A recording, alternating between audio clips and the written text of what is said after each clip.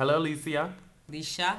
Lycia? Lycia. Why does it look like Lycia? That's my mother. I don't know. She was probably, they probably give her extra painkillers or something. So she spelled it Lycia, but it's Lycia. Lycia. Right. Hi. Hi. Well, that's an interesting name. Yeah. So I know that you do a lot of work with women here at GMHC. Can you tell us a little bit about that work that you do? Okay, well, basically, I'm hired here as a peer educator and an street outreach worker. Mm-hmm. So in here, what I mostly do is try to make, inside the GMHC, I try to make the women that come in as clients feel comfortable with their, maybe, whether they're HIV positive or negative. I want to make them feel comfortable coming here. But my real line of work here is going out into the street, handing out safe sex kits, and trying to get women of color tested for HIV. Mm-hmm. So walk me down through that. So what's the process? Like when you go out to the street, what do you say to women when you're out there? Basically, I carry a bag of Mm-hmm. safe sex kits and literature explaining the agency. Mm-hmm. And as a woman is coming towards me, I kind of feel her out to see if she's going to be receptive. If I don't think she's going to be receptive, I just say, would you like a free safe sex kit? And I let her know that I have a testing van. Mm-hmm.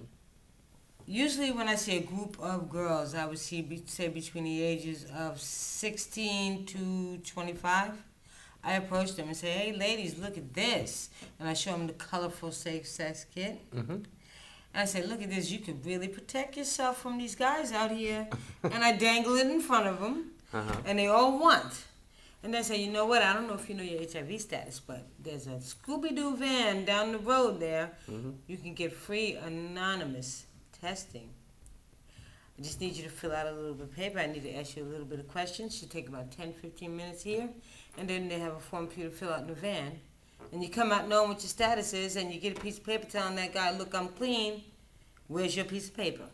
Mm-hmm. And that's basically how I get the younger girls to do it. Younger girls, the older women, I see a little fear in them a lot of times when I ask them that. Mm-hmm.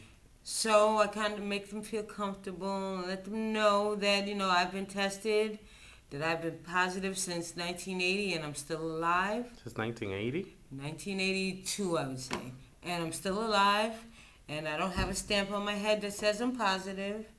Oh, wow. And you too can do this, so you have to just be tested, and there's so much medication out here to make you look just as good as I do. Mm-hmm. So from 1982 to now, like how do you take care of yourself? Well, first of all, when I found out my status, yes, I was very upset. Yes, I felt like my blood was tainted. I called my brother. My brother said to me, Lycia, this is a reason for you to take care of yourself now. He said, Lycia, this is a reason to live. Now you have a reason to live. Because now you have to take care of yourself. And I didn't see it that way at first. I did the crying. I went through the depression. I got very, very sick. Very close to death. And then I started taking medication on a regular basis. And here I am today. Wow. That's actually very empowering. Yeah, well, you know what? A lot of people think they find out that it's the end of the world, but here you are, a testament that life goes on and you make it the best that you can. Right, you gotta think of it as a reason to live, not a reason to die. Mm-hmm. Yeah. That's what you have to think And of. how can women become more empowered to talk to their partners before they have sex? What do you think women should do? Well, first of all, women. Women are very powerful people. Like, women are very powerful. Right, and that's what they need to realize, and that's what they need to know. And they need to know that without protection, you're putting a gun to your head and seeing which bullet hits first. Mm-hmm. So, if you just think of that before that man does what he does or whoever does what they do, you should be able to speak up and say, we're not taking it lying down, and yes, you're going to use protection if you want to hit this. Mm-hmm. Hit this meaning have sex with me. Right. Not hit this. Hit this meaning have sex. Yeah. That's the younger people's lingo, Mm-hmm. Hit that. Oh yeah, hit that means sex, basically. Yeah, it means sex. Yeah.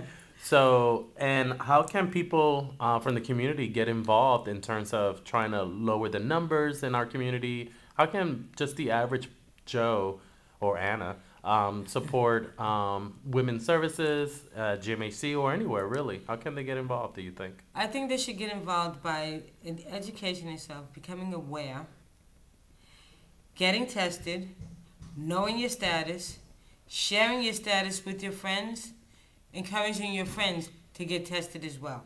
Hmm. Okay. And do you have a last message you would like the viewers to know? Anything you would like us, words of wisdom from you? Words of wisdom for me would be always practice safe sex and know that the person that you slept with probably slept with at least 10 more people before you.